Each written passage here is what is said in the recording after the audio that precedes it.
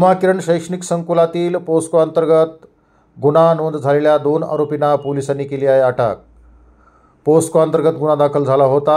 या प्रकरणी विजय पवार व प्रशांत खटोकर यांना 2 दिवसाची पोलीस कोठडी सुनावली आहे। बीड शहरात या प्रकरणाने खळबळ माजवली होती। बीड पोलिसांच्या म्हणण्यानुसार हे दोघे काल रात्री सापडले असून त्यांना तात्काळ अटक करून पोलीस स्टेशनला आणलं होतं। या प्रकरणी पुढील कारवाई करण्यासाठी पोलिसांनी बीड येथील न्यायालयात हजर केलं होतं।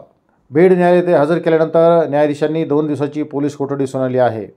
या प्रकरणात आणखीन काही धागेधोरे हाती लागण्याची शक्यता वर्तवण्यात येत आहे। बीड शहरात क्लासेसच्या संदर्भात वेगवेगळ्या चर्चांना उधाण आलं असून अशा क्लासेसच्या ठिकाणी व इतरही क्लासेस ठिकाणी अशा प्रकारची विद्यार्थिनीची पिळवणूक होत असल्याची चर्चा आता हळूहळू कुजबूज सुरू असल्याची माहिती समोर येत आहे।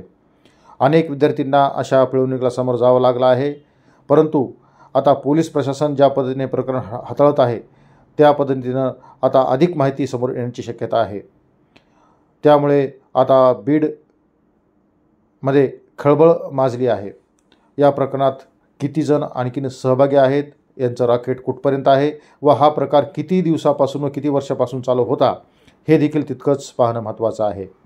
बीड पोलिसांच्या कारवाईकडे सर्व बीडकरांचं व पालक वर्गाचं लक्ष असून या प्रकरणात तात्काळ पीडितेला न्याय मिळावा अशीच अपेक्षा जोर धरत आहे। विविध महिला व संघटनांनी यांना पुढे अधिक कठोर शिक्षा व्हावी अशी मागणी माध्यमांच्या माध्यमातून केली आहे। या प्रकरणात कुणालाही सोडलं जाऊ नये अशीच अपेक्षा या ठिकाणचा पालकवर्ग व बीडकर करत असल्याची माहिती समोर येत आहे। अशाच बातम्यांसाठी पाहत राहा एक्सक्लुझिव्ह न्यूज 24।